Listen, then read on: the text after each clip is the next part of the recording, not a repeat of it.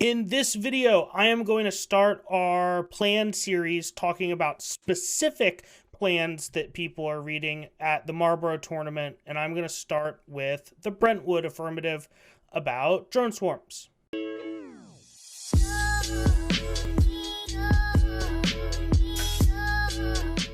So now that we've gone over plans, the next thing that I want to do is talk about a bunch of different specific plans that teams that are going to Marlborough are actually reading.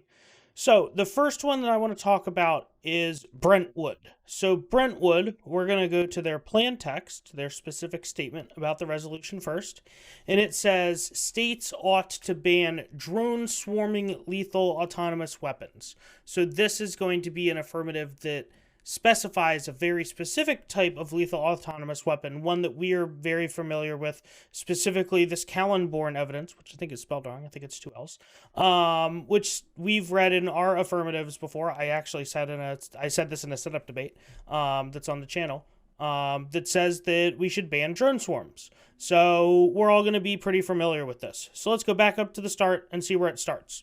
So it says framework, morality, it reads the pleasure and pain, Moan evidence, and then says utilitarianism. So this is your pretty basic utilitarianism value criterion that you're going to find in almost all of these LARPy planned affirmatives. So the first thing that you'll see is that they define what a drone swarm is. So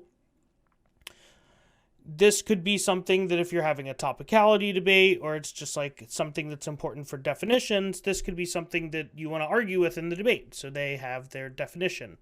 The next part they have says exactly which weapons that they specify. And remember, they have that plan text again.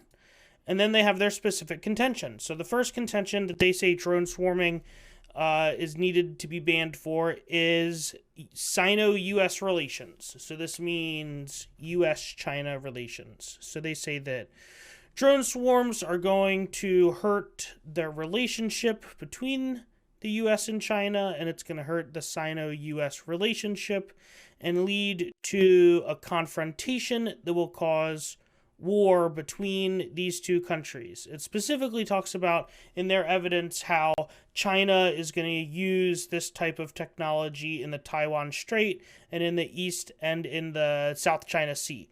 So those are the specific conflict scenarios that they're reading for how this kind of limited nuclear war would break out from drone swarming lethal autonomous weapons. And then they read a piece of evidence saying that this nuclear war would cause extinction, because that's how the util framing for this debate works. So that's the first contention of U.S.-Sino relations. The second contention is about instability. It says that drone swarms cause conflict. They have a bunch of things that caused conflict and escalation. And then specifically, they talk about how it limits second strike capabilities. So second strike capabilities would be a part of our nuclear deterrent system. First strike and second strike capabilities would be the different times in a nuclear war where you would launch your nuclear weapons, and we have different parts of our arsenal meant for first and for second strike.